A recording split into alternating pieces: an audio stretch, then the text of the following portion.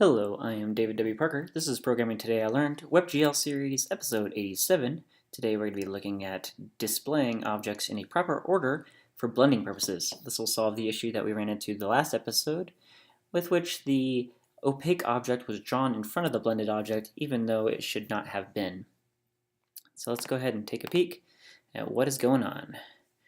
Scrolling down and past all the common things, let's get down to the draw function within the cube. We can get to the first part that is new, and here we go. So you can see here we have this depth mask set to true once we enable the depth test and the blend, disabling the blend. That's going to come into importance later, and we can show why, and I will explain it momentarily. So scroll down here, everything else is the same. So once we get down to draw, this is where the new and important stuff happens. And for our purposes, we're going to just loop through everything twice. Once to draw the non-blended objects, and then once to draw the objects that are blended. You should note that when you're drawing the blended objects, however, you should sort them first based off distance, and draw the farthest away ones first, moving forward and drawing the ones that are closer and closer. That'll end up with the proper final frag color if you do it that way. I'm not going to do that for the purposes of this screencast. I will let you decide as a homework assignment or whatever to how you want to sort your objects. You can keep two different arrays too if you didn't want to loop through them all and do this extra logic. You could keep an objects array and then another array for transparent objects.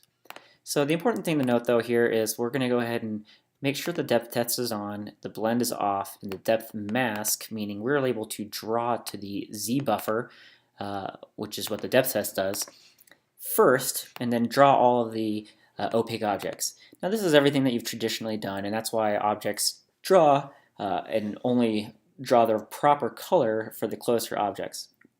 Now what we're going to do is we're going to leave the depth test on, and we're going to enable blend now, however, and we're not going to enable the depth test mask to be written to. So what this is going to do is it's still going to end up seeing that there's a depth test, but we can't draw over it anymore. And so the blended objects which are being drawn will not be able to be drawn over a opaque object that is drawn in front of it because the depth test is still on. And then we're going to go ahead and re-enable the depth mask. Again, anywhere where these are used, we're going to have to set them accordingly. So enabling the depth test, also enable the depth mask here. Disabling the depth mask test, disable the depth mask here. So everything else is the same, so we can go ahead and take a look. Here again we have our blended object. Now if you recall from the last episode, that wouldn't draw in front of this other cube here. So now you can see it's clearly drawing in front of it, and the other cube, when it's in front, draws in front of it without any kind of blended showing through.